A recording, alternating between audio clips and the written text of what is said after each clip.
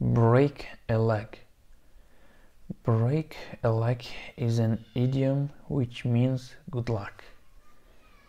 Break a leg این ایدیوم هست و معنایش موفقیت می باشد. I know you can do it. Break a leg. من میدونم که تو این کارو کرده میتوانی. موفقیت. I hope you break a leg at your job interview tomorrow. امیدوارم که پگاه در مصاحبه کاریتان موفق میشوید.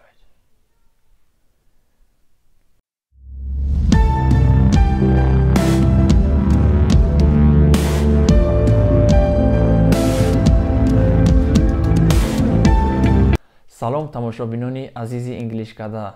با شما هستم حبیب الله. امیدوارم که تنصیحات و بردم و دائما خوشحال هستید.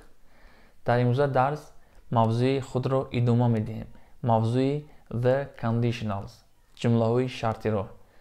ما در امروز درس درباره the first conditional صحبت میکنیم.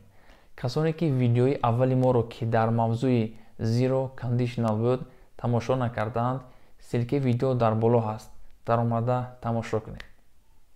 ما در این درس درباره the first conditional صحبت میکنیم. ترتیب ساختن آن چنین است: if present simple plus will یا که will not که شکل مختصری will not won't هست plus verb. ما the first conditional را در حالت زیرین استفاده میکنیم.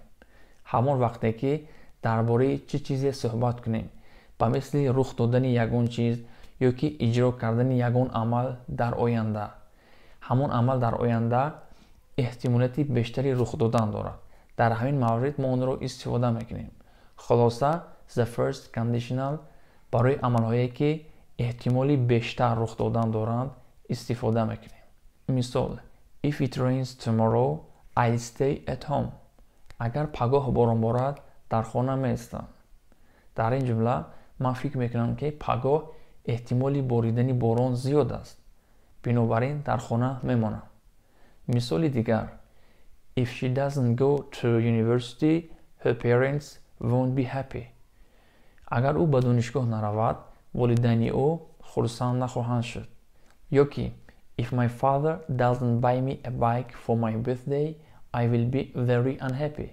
اگر پدرم در زادروزم برای من ولوسپد نخرد من خیلی خفه میشوم.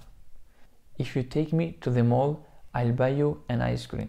اگر مرا به مرکز سودا ببری برای تو یک یخماس میگیرم.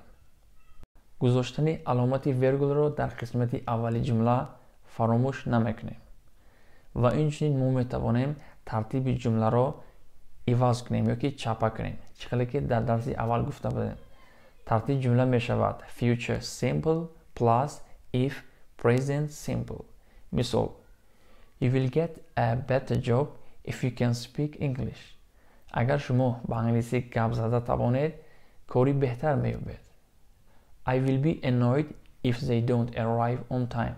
اگر آنها در وقتش نیایند من خیلی آزرده میشوم. You will miss the bus if you don't hurry. اگر شتاب نکنید از اتوبوس دیر میمانید. فراموش نکنید که در این ترتیب جمله گذاشتن علامت ویرگول ضرور نیست. ما اینچنین میتوانیم در first conditional به جای کلمه will فعل‌های مدلی may، might، can و could را استفاده بریم. در این حالت may و might سینونیم هستند. اینجا بار دیگر میگم که کلمه will در first conditional همین را میفهماند که چه چیزی که ما در آینده میکنیم احتمالی رخ دادن آن زیاد است. یعنی معین است که رخ میدهد. اما هنگامی که کلمه will را با فعل‌های مدلی عوض میکنیم در این حالت رخ دادن یگان عمل احتمالی زیادی ندارد. شاید همان عمل رخ ندهد. آن برای ما معین نیست. مثال: if they train a little harder they might win the match. اگر آنها کمتر دیگر تمرین کنند یا که مشق کنند احتمال دارد که بر بازی غالب می آیند. if you come early you can meet my mother. اگر بر وقت آید با مادرم واخورده می توانید.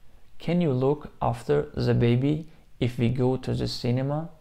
агар мо ба синамо равем кӯдакро нигоҳубин карда метавонӣ? If you ask Hamid, he may yoki he might be able to help you. агар шумо ҳамидро пурсед шояд шуморо кӯмак карда тавонад.